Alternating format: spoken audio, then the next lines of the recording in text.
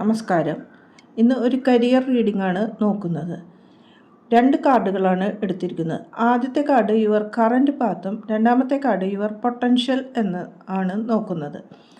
Current പാത്തിൽ എന്താണ് എന്ന് നോക്കാം.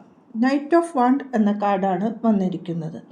ഇത് നിങ്ങളുടെ ജീവിതത്തിലെ ചില ചലഞ്ചസിനെയാണ് സൂചിപ്പിക്കുന്നത്.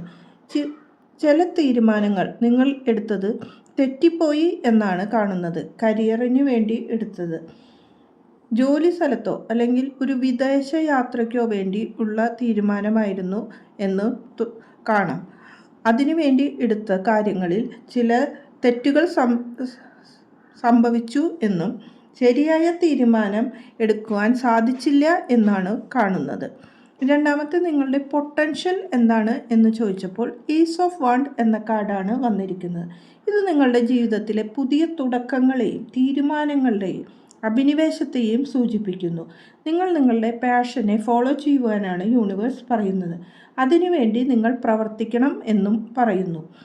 നിങ്ങൾക്ക് പാഷന് വേണ്ടി പ്രവർത്തിക്കുകയാണെങ്കിൽ അത് നേടാൻ സാധിക്കും എന്നാണ് പറയുന്നത്. Follow your heart and trust your intuition എന്നാണ് പറയാനുള്ളത്. Thank you. Have A nice day.